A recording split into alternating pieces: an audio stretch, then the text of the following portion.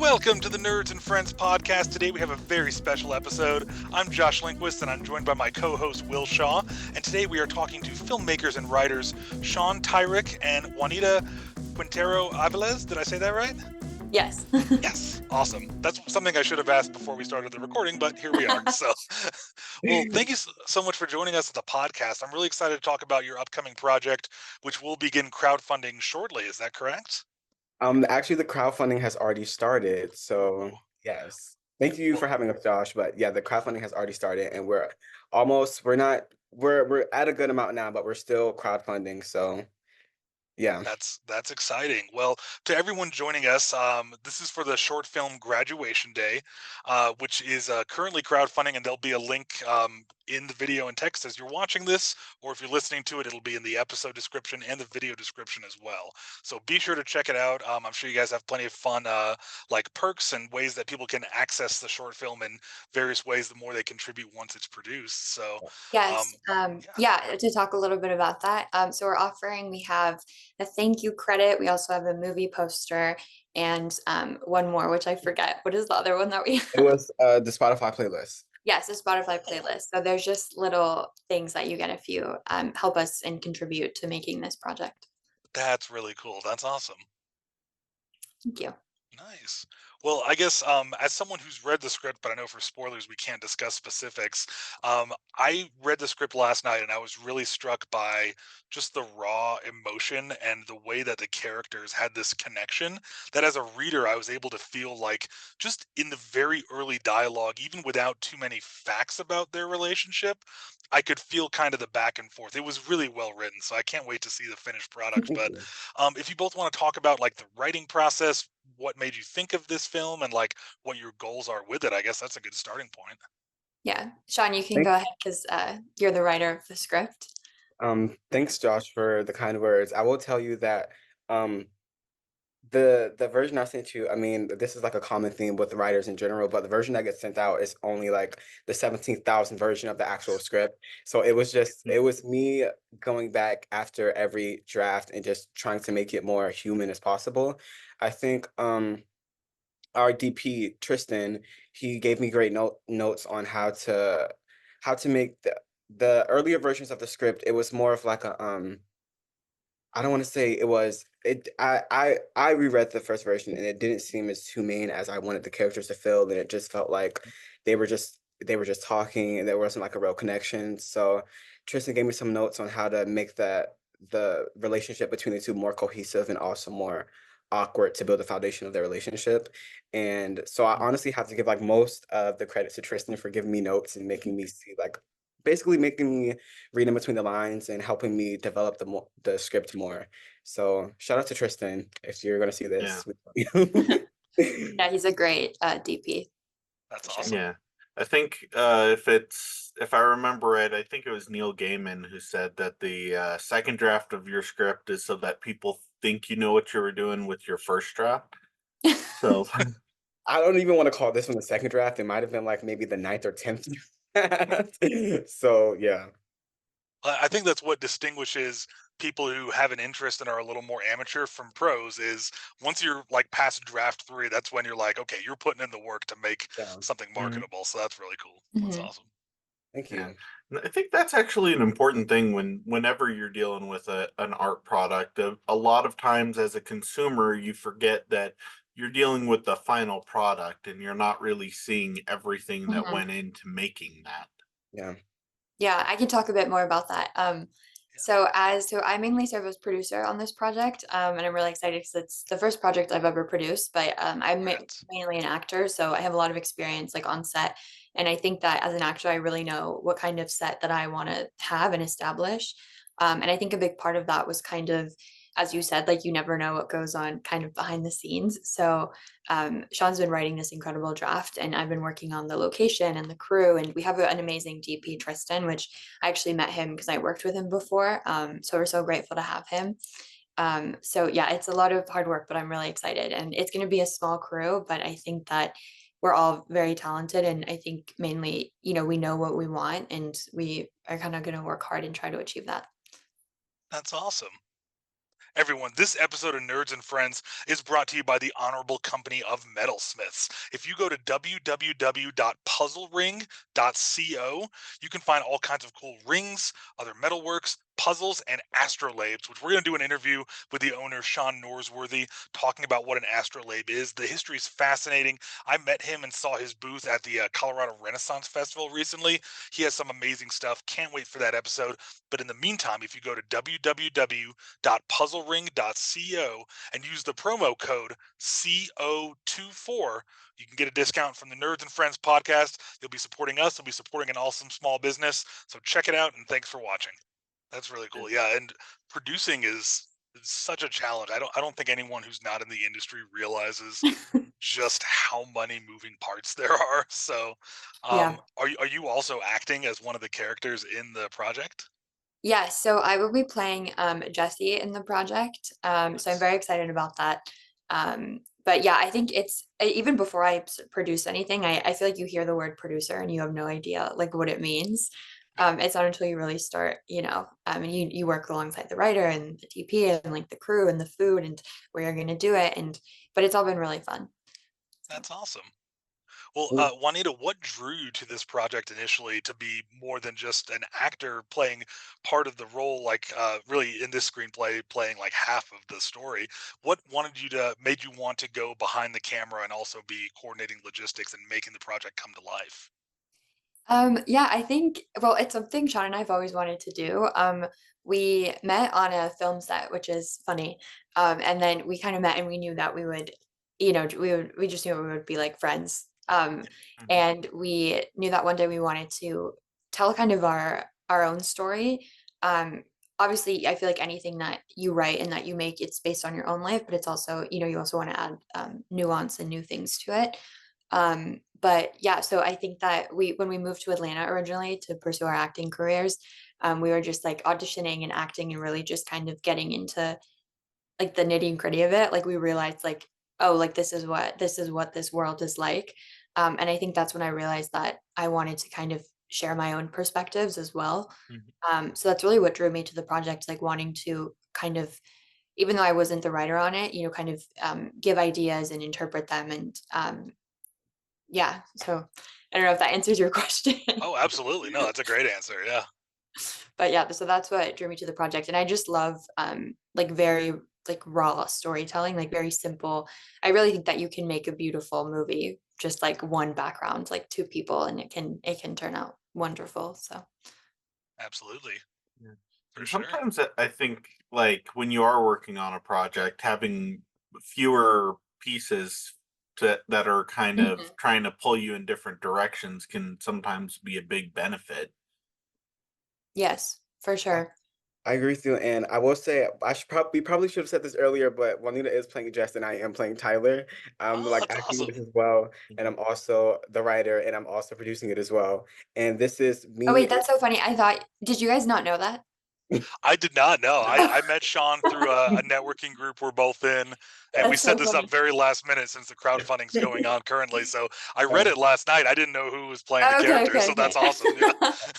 I'm playing Tyler, and she's playing Jess, and I think that well, this is the first Well, sorry, production. Jess or Jess. We haven't decided on a name yet. It's either Jess, Jess or Jesse. Jesse, We don't know yet. whatever we feel like in the moment, it's either gonna be Jess or Jesse. So There you go. but I was saying that this film is going to be the first project of an upcoming production company that me and Juanita are working on putting together. Nice. So besides us like also acting in the film and me being the writer, it's going to be what our first mark in the world as basically CEOs of our own production company, Hidden Dream Films, which we started about 2 weeks ago. And Congrats. that was another thank you. That was another reason we wanted to another reason why I wanted to write a relatable and raw and truthful story to young adults. Mhm. So just so they can know what they're in for with our production company and what's to come in the future. Yeah, Sorry, adding I'm a little bit. trying to check on my cat. I keep looking away. Sorry, but that's so Okay. exciting. Like, congrats on making your own production company. That's a huge step. That's awesome.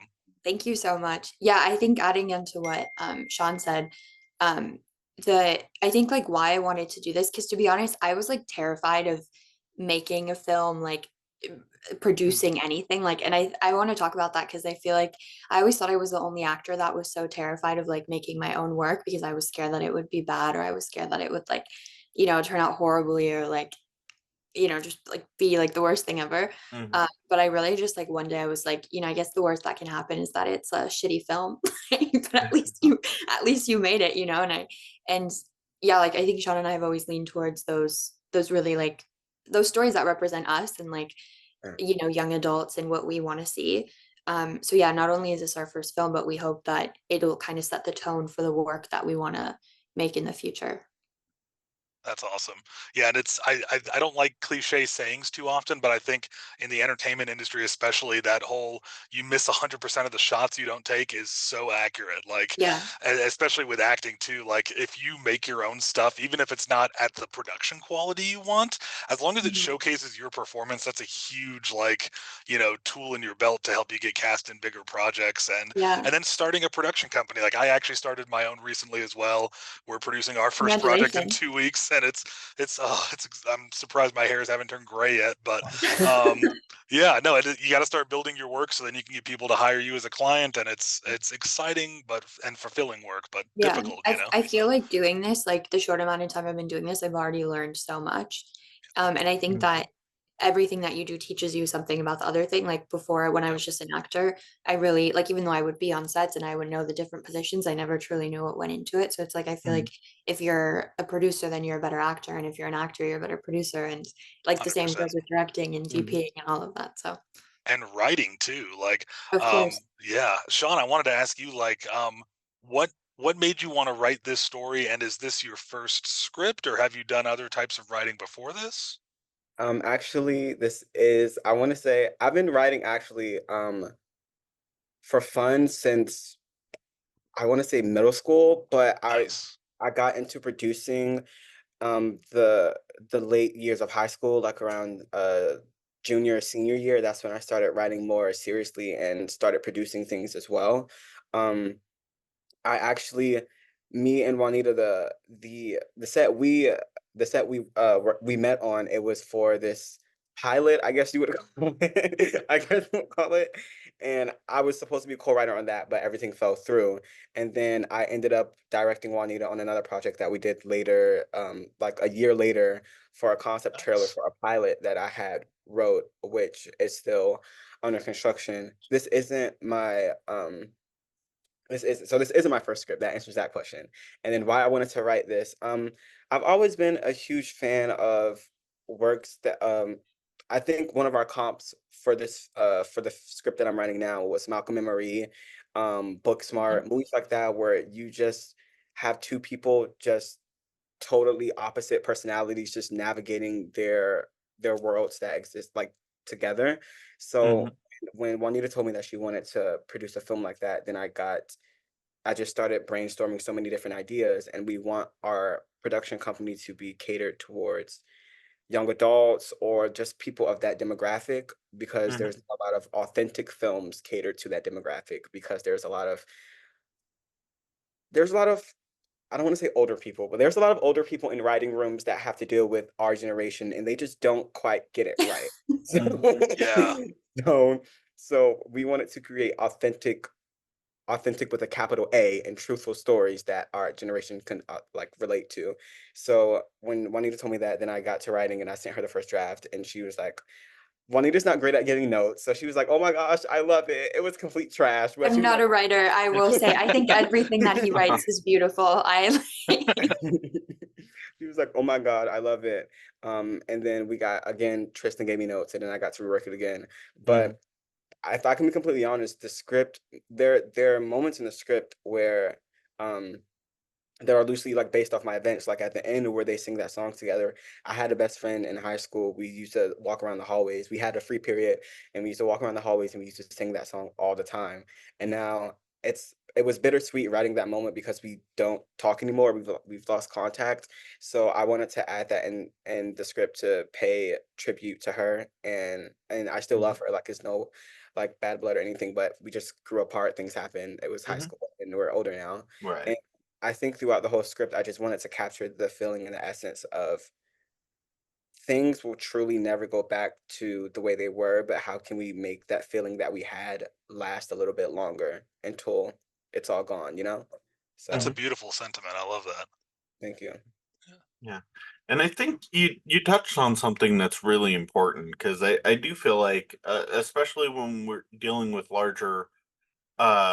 larger companies that are dealing with like established talents and established writers, like it takes a lot of time to get to be established. And so by the time you're actually there, you're trying to write for if you're trying to write for a younger audience, you haven't been a younger person for over a decade. And Yeah. like the way that culture evolves so quickly, I think it's really important to see younger filmmakers like making things that appeal to their contemporaries. And I think it's also a lack of trust that older filmmakers have with younger filmmakers, and Mhm. this is why I wanted to start my own film production company, have just to have work to show, and just to like not to Mhm. guess prove a point, but to show to the generation above me that this is what I want to do, and I'm going to take this seriously because this is my dream. There's just like a power balance with the older generation in the filmmaking world right Mhm. now, the younger generation, and they just seem to not trust us, and they just seem to think we Mhm. don't know what we're doing. So I wanted to also highlight that in the script as well, and just by doing this whole Mhm. project and making the production company. That's awesome, and Yeah. that's going to set you apart from so many other filmmakers who have a Mhm. similar dream to what you have, but you're actually taking the initiative to be like, I can do it. Here's how seriously I take it. That's going to set you way ahead of the pack. So that's really smart. That's Thank awesome. you. Yeah. Thank you. I gotta imagine that also like frees you up to kind of follow your own vision and your own path instead of trying to uh conform to what other people are expecting of you. Yeah, It and oh, go ahead.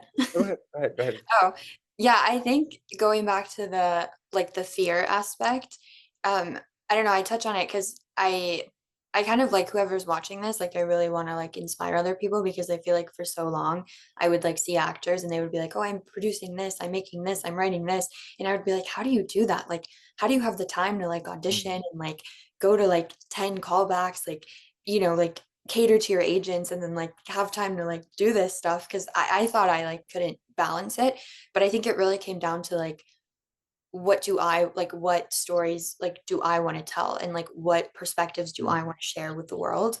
And I feel like there's that can be really scary because you're like, what if my perspective doesn't matter, like like what if like who cares about it. But I think as Sean said, like I feel like there's not enough like young filmmakers out there. If they are, I'm sure they have incredible ideas, but they're just scared to like like let them out. So I think yeah, that's kind of the purpose of this project. Just like Malcolm and Marie was a big inspiration, just like two people Mhm. just really having like honest conversation. And I think that's what we're really aiming to do with this project. That's awesome. That's so cool.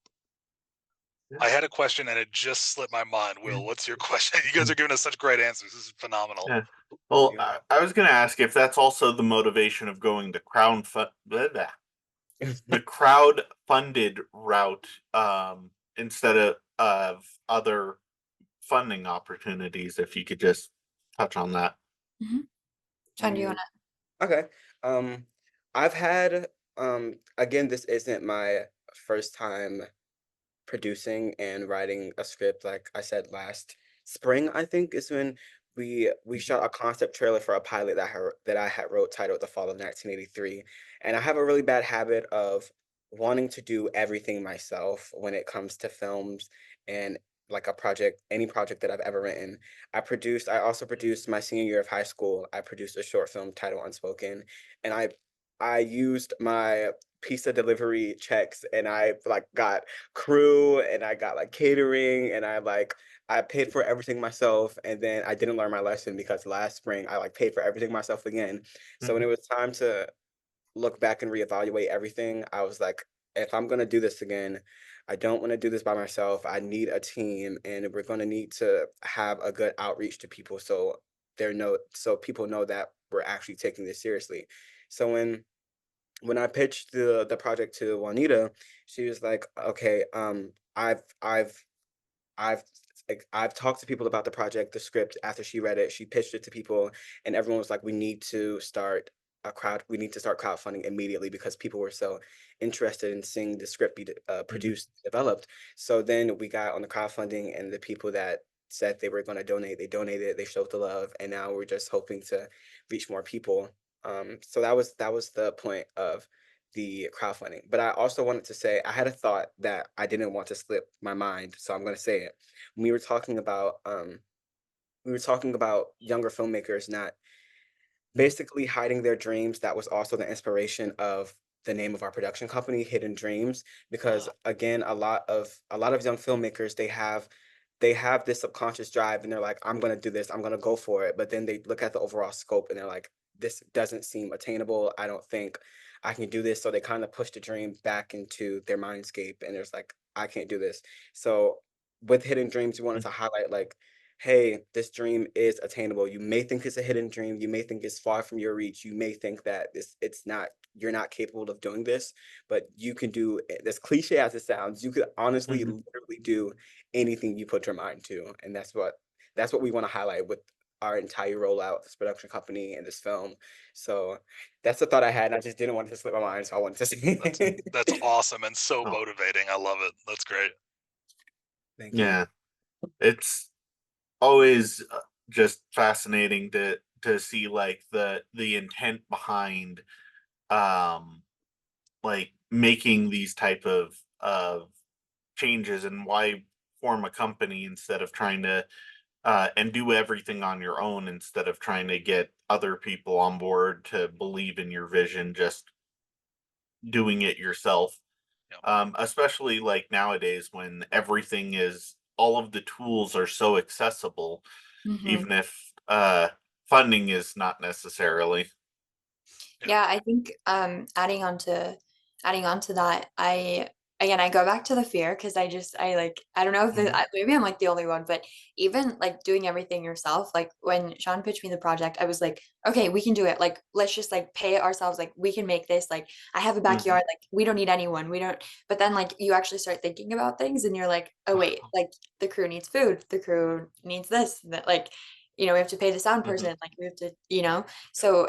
And even like I'm like kind of ashamed to admit it, but like I was scared to like share a crowdfunding campaign. I was like, what if nobody wants to donate? Like me posting this like out there, like I don't want people to, just like it was like really nerve-wracking for me, and I'm sure for many other people too. And I was like, no, like it'll be fine, like we can do it. But then if we really thought about it, and we were like, okay, well, let's just like share it with a few people, see what they think of the story, the idea. And I was so surprised by the support that we got before we had even made an Indiegogo. That's the one that we're using. There's like a bunch of That's sites, the best one in my opinion for film yeah. crowdfunding. So yeah, I was so surprised. So I guess like what I'm trying to say is, yes, it can be really, really scary. Like I'm still nervous about it, but it can turn out better than you think. So Yeah. Well, and as someone who's used Indiegogo for multiple things I've worked on as well, it's a lot of filmmakers will either go into personal debt really heavily or take out really like business loans that are really unfavorable to them to fund movies. So it's always smarter to do crowdfunding because the people who are contributing are getting value. They're getting to contribute to a project they care about.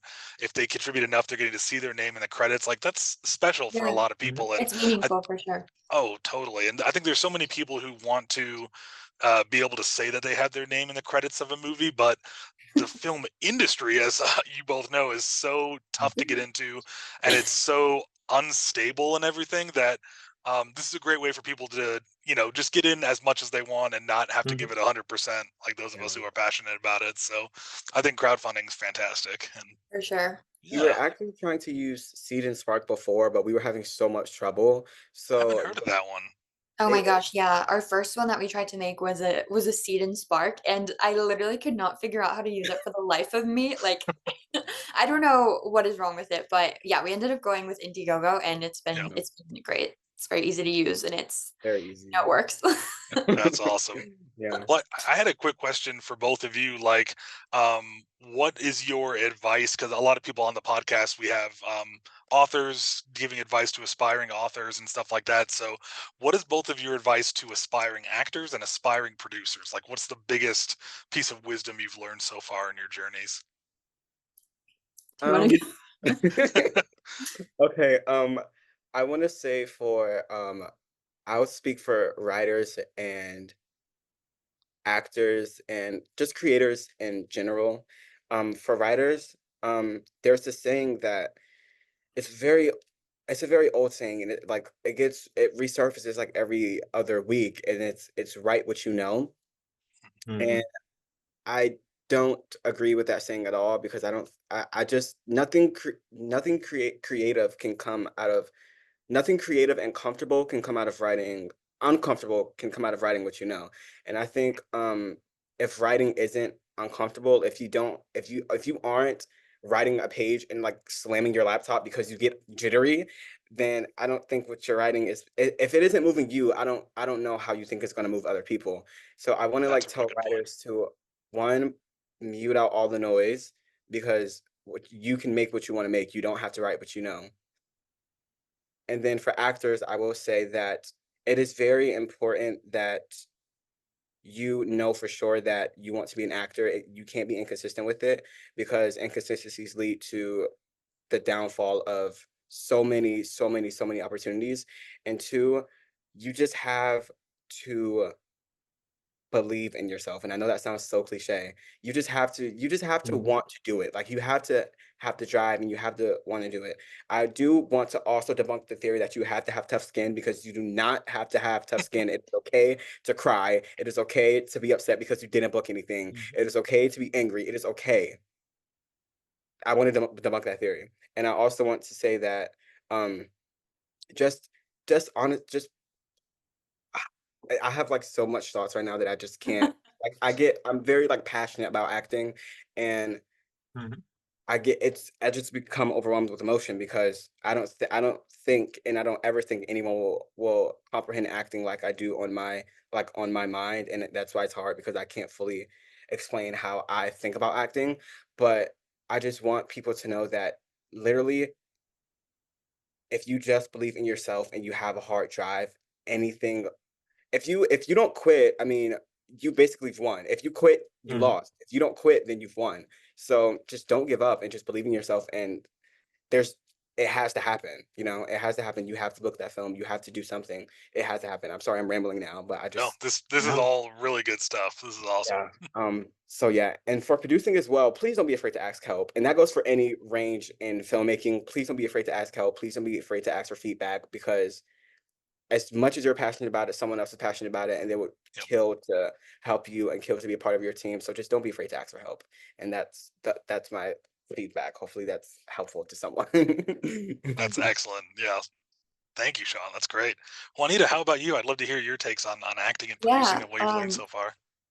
I mean, oh my gosh, I could say like a million things. I think mainly for acting, but I think this also goes for producing. Oh my God, I didn't even, like I also get like very emotional. I think it's just like be so scared. Be so can you curse on this? Yeah, yeah, Yeah. totally. We Like have just guest curse all the fucking time. It's fine. okay. Just like be so fucking scared because I think there's this huge misconception that like to be an actor, you have to be fearless and you have to be confident and you have to like, be this like person. But it's like I think like being so fucking scared is like already being fearless and confident in itself.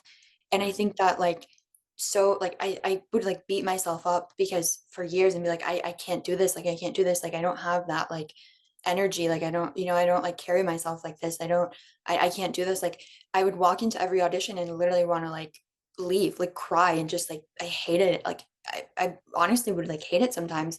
And I realized that like until I learned to accept like how scared I was, like that's when things became like really good and fun.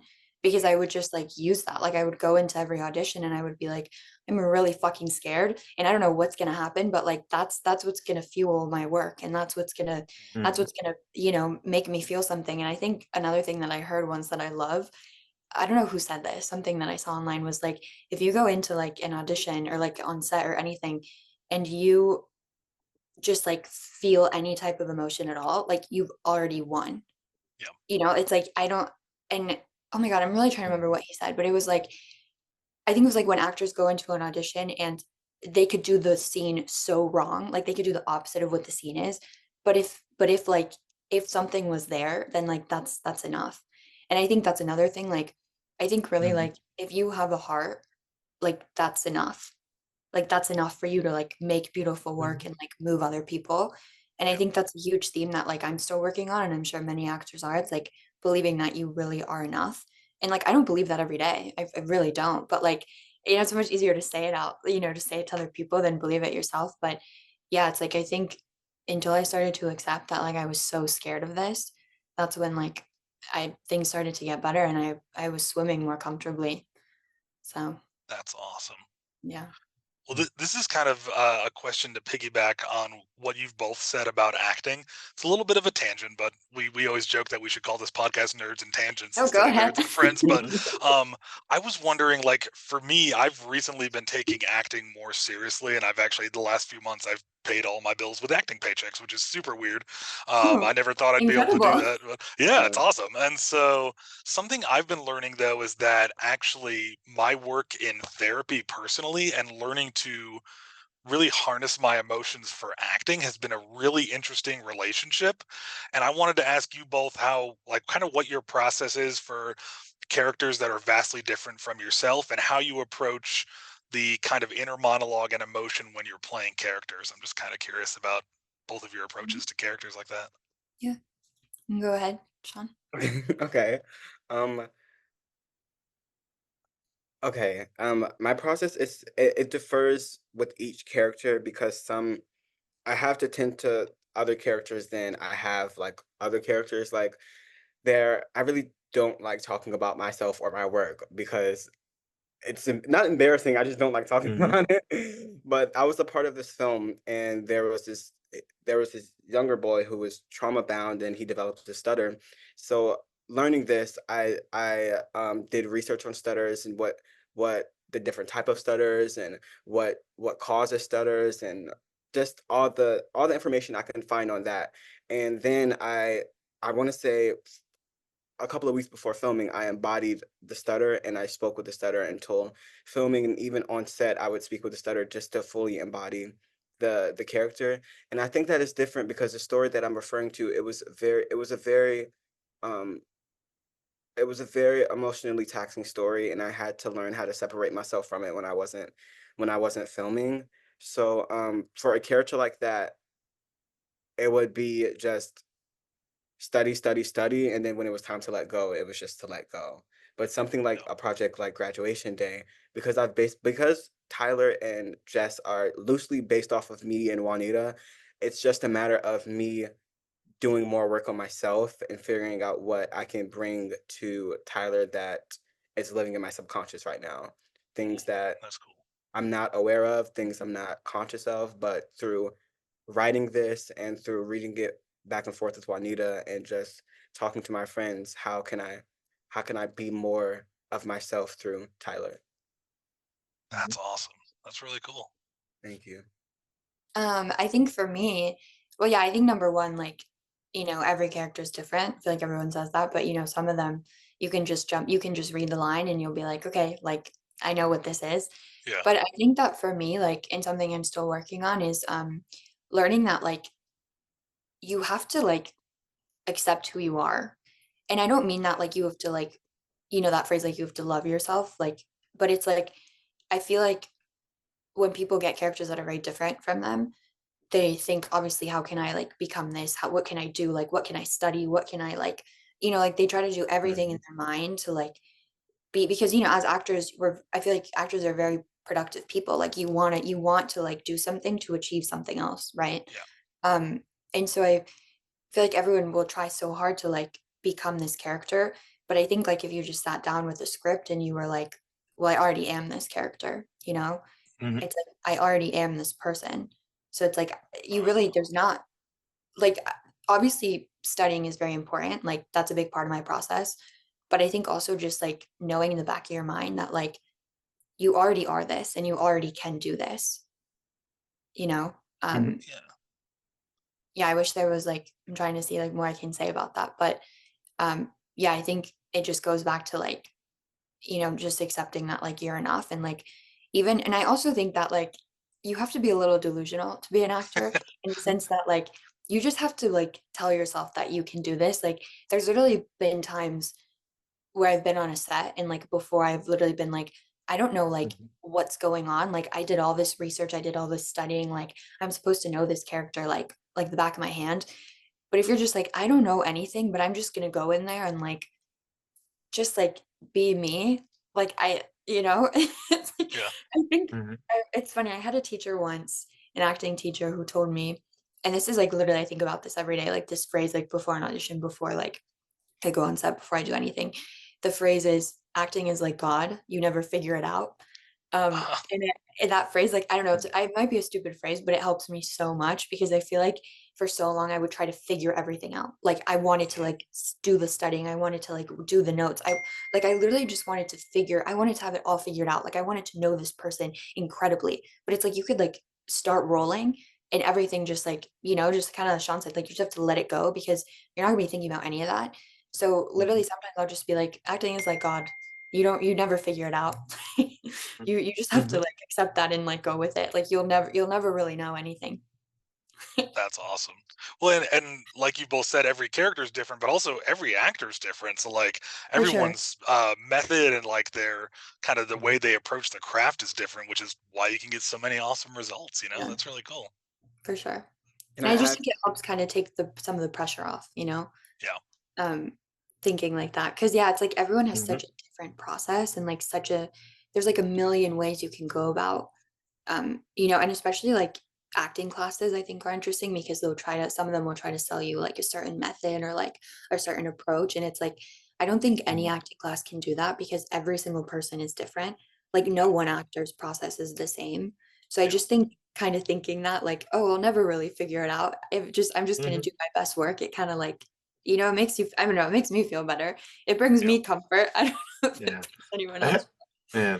I had an expression, and I don't know it, where I first heard it, but it's that art can't be taught; it can only be learned. Mhm. I love I was that. I was I was actually gonna I tell Juanita all the time. I was like, I'm not a huge guy of acting classes just because I feel like if genuine, authentic acting is supposed to be imitation of life. It's just like you're teaching someone how to live. And I don't think anyone knows how to live. And again, like we were saying, I everyone's wish. Yeah. yeah. I don't It's think like anyone's except you, like you know how to live. and your own self. It's like someone Yeah. like it's like you meet a stranger, like your acting teacher, and they're like, okay, so this is what it's like. This is hypothetically, this is what I would equate teaching someone acting. It's like you meeting a stranger, and they're like, okay, so tomorrow you're going to do this when you wake up, and then you're going to do this, and then you're also like gonna go to the store, and you're going to get this from the store, and it's like I don't know you, and now you're telling me what I'm supposed to do with my life. I don't understand where this is coming from. So that's why I'm not a huge. I will say that because I think so strongly about acting being imitation of life. Me studying is more of like reading books, watching people, watching just going for walks, watching movies, just actually viewing and witnessing life. I would prefer that over acting class. And I know that like acting managers and my agents they heard me say that right now. They're probably like, get in class right now. No. They probably yell at me. But I just would prefer a more natural method of life than it being like artificial, you know? Yeah. I don't know if that made any sense, but yeah. No, it does. Yeah. I wanted to ask you, Josh, because you said you Yes. were getting into acting now. What Yeah. what do you what do you find your method being when you approach characters or approach stories? Yeah, I'd love to know. Oh, thank you. Well, for me, it's trying to really kind of pause myself and get into the character's internal thoughts. Because I do camera acting, not stage stuff. So with my face, trying to just make sure that it seems genuine for what the character's thinking. And for me too, a big thing that's helped is playing Dungeons and Dragons, which I now do professionally as well, is because I run the game, so I have to play all the different like NPCs that the characters interact with. I'm always thinking, okay, what's this character want in this scene? What's running through their mind? So I can play it with the players, and that's helped me unlock a lot of improv that's been really helpful. So I just try to think, okay, if this person was in this scenario, what are they probably thinking and feeling? And then I just kind of try to pause me and do the character, and then that's really helped me too if I have to access difficult emotions that I don't continue feeling them once I'm no longer playing the character. So it's been really fun, but it's hard to put my finger on what's happening in my mind. So that's why I love asking fellow actors, like, what's your process, to Yeah. continue growing and understanding it. So Do you find yourself ever like in scenes consciously thinking, or is it always subconscious? Or do you ever remember like when the That's a director good question. because I know for me, whenever the director's like cut, I'm like, okay, I wasn't here, but now I am. What just happened? I can't remember anything that happened. So I wanted to ask you if like whenever you're in the scene, do you ever remember anything when the director says cut and you're like, okay, we're good now? I'll that happened to me once for the first time, like a month and a half ago. I was doing a yeah. commercial up in Denver, and my character had to be the other character in the scene. She's doing something ridiculous, and my character was like basically a character from Office Space. So I'm there sipping my coffee, and I had to just. We kept trying to play the scene. They wanted me to kind of look at her in a way that made me like conveyed to the audience, like, oh, she's at it again for her ski resort Okay. prep.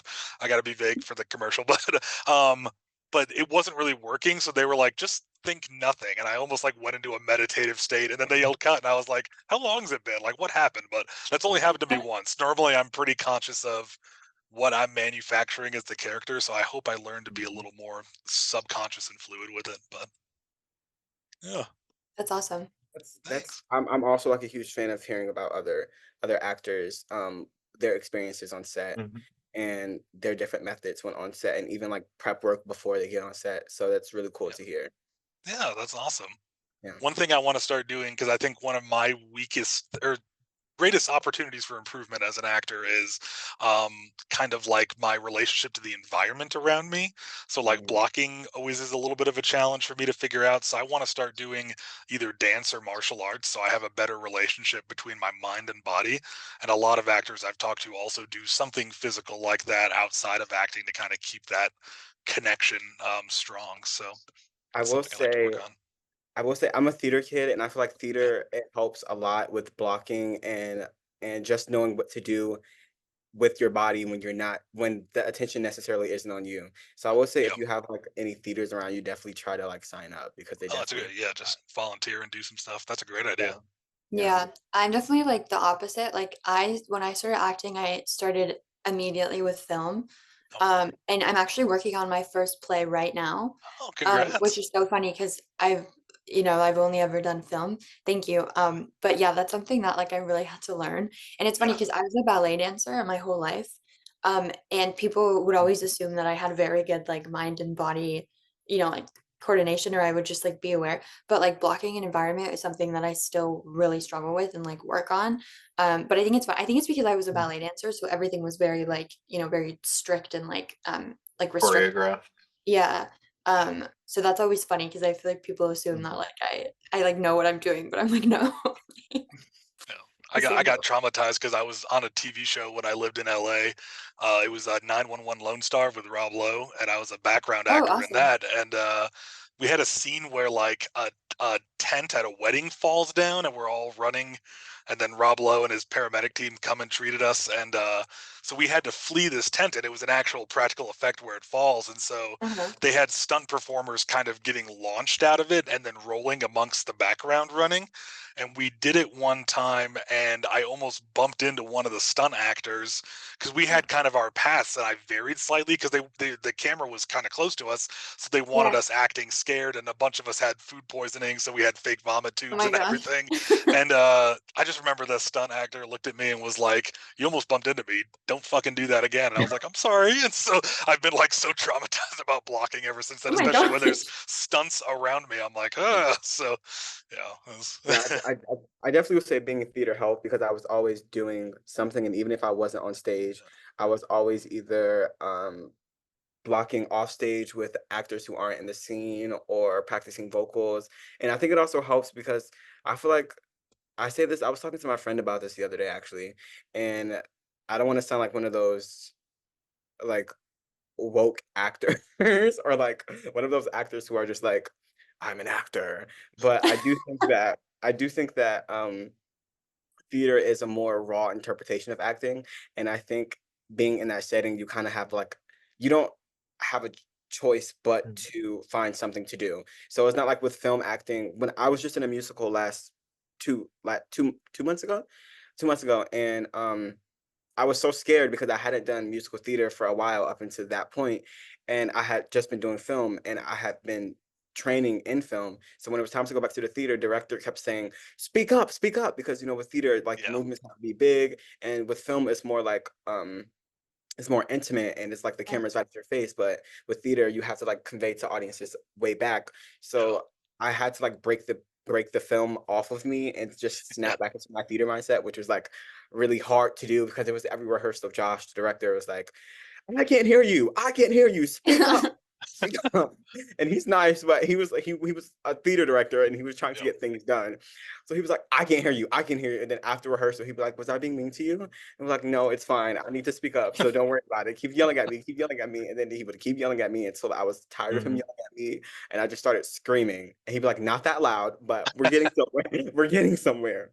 So I would definitely say theater helps a lot with blocking. So, and that's why I'm excited for Juanita to do her play because she hasn't done anything on stage yet, and I can't wait to see that. So, definitely, Thank you. definitely theater. Yeah. awesome. Yeah. I mean, Well, yeah, this it's is weird because I've done so many like dance performances on stage, but yeah, it's so different, I feel like. yeah, But I'm excited. that's awesome. Thank you. Well, God, I have to go give medicine to my cat Amos. He has at 6:30 is his day for getting his medication. So he's going through some health Oh, issues, but he's doing better. So he was the one who was distracting me during the interview. He likes to play fetch, but this was really fun. I wish we had more time to keep talking Mhm. because your insights into acting, writing, producing, and then just talking about your exciting project, Graduation Day, which again, for everyone listening and watching, the link is down in the video description or the episode description if you're listening to the audio version. Be sure to donate, get your name on those credits. I can't wait to see the finished product after reading that script. And I hope to talk to you both again. This has been so, so fun. Thank you so much for being on Nerds Mhm. and Friends. Yeah. thank you so And much just for having us Well, on. yeah, and Yeah. just really quick for our audience, is there anywhere on the socials that we can find you? Yeah, Mine is at Juanita Quintero A. So I'm sure you'll put it up, but yeah, awesome, and my username across all platforms is just Sean Tyrik. perfect. Awesome. Awesome. Well, yeah, everyone watching, be sure to follow these two because their careers are going places. I love your approach to all the different facets of the entertainment industry, writing, producing, acting, directing, all of it. Can't wait to see where you guys go in your creative endeavors and hope to have you back on the podcast. Thanks so much. thank you Thanks, so Josh. much. Thanks, Will. Thank you. Absolutely.